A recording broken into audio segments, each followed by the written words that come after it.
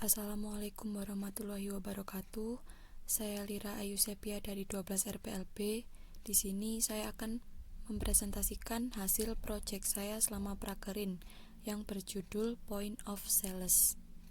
Berikut akan saya jelaskan cara kerja aplikasinya. Sebelum itu kita harus melakukan setting IP dan portnya. Kemudian kita akan mengisikan username dan password di halaman login.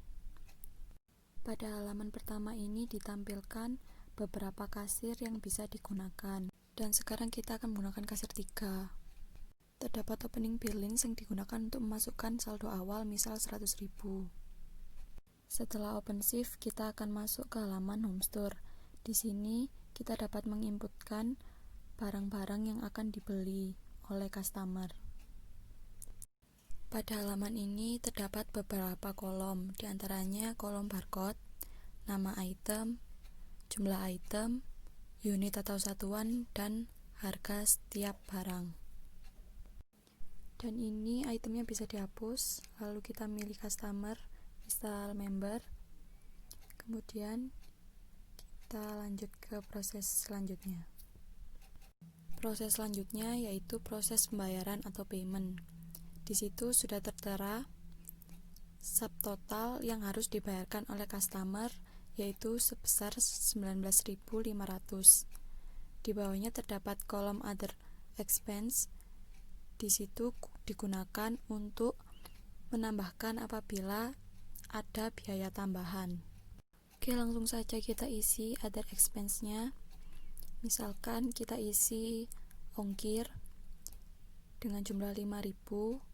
Kemudian kita add, setelah itu kita close. Kemudian untuk proses pembayarannya bisa secara cash maupun non-cash, dan apabila memiliki voucher bisa menambahkan voucher.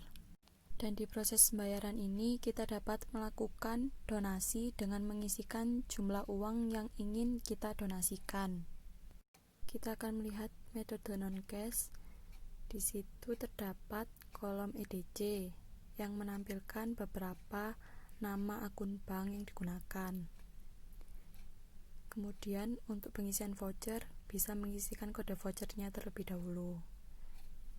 Saya akan menggunakan metode cash sebesar 50.000 dan donasi sebesar 20.000.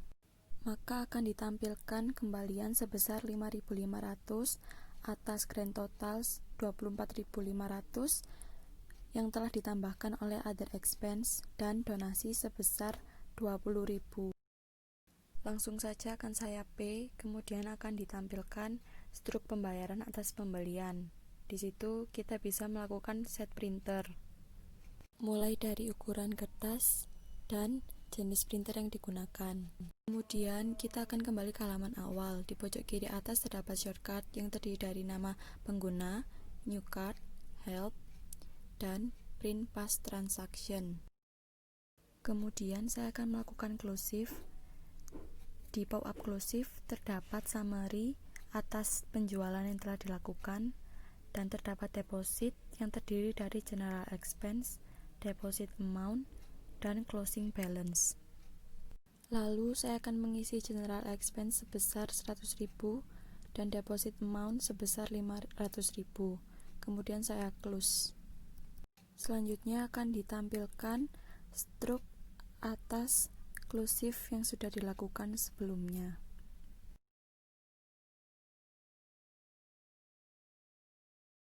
Di sini terdapat banyak sekali tabel dan kolom yang sudah saya buat. Di antaranya ada tabel produk.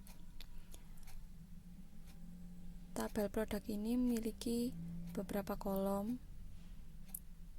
Ada kolom ID, product name, dan masih banyak lagi. Kemudian saya akan membuka all rows-nya.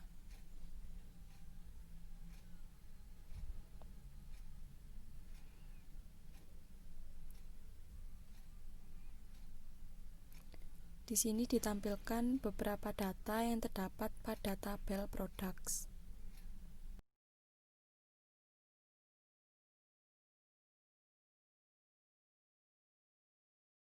Selanjutnya, saya akan membuka tabel produk QR Code.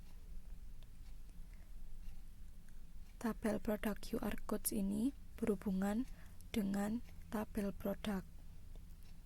Untuk kolom-kolom yang terdapat pada produk QR Code cukup banyak seperti yang sebelumnya.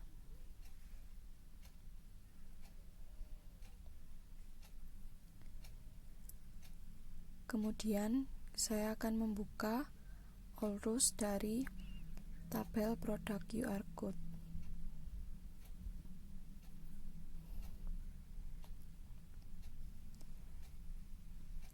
Terdapat dua data pada produk QR Code.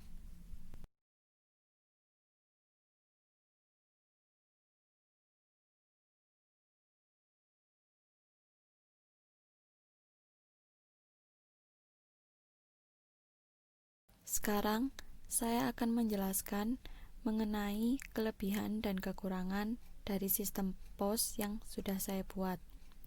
Kelebihan dari sistem point of sales ini adalah setiap data penjualan, baik itu pemasukan atau pengeluaran, seluruhnya akan direkam dan didata secara otomatis. Sedangkan untuk kelemahannya sendiri, yaitu hanya dapat diakses oleh server tertentu dan masih belum bisa digunakan untuk Android.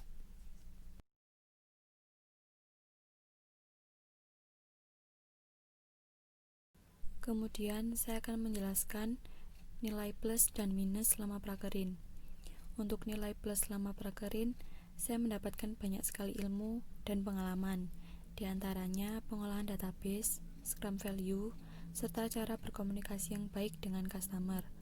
Untuk nilai minusnya sendiri, selama prakerin sering terjadi miskomunikasi antar tim dan kadang requestan dari customer sering kali berubah sehingga menyulitkan pada proses pengerjaan.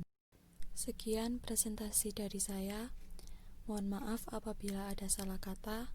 Saya akhiri. Wassalamualaikum warahmatullahi wabarakatuh.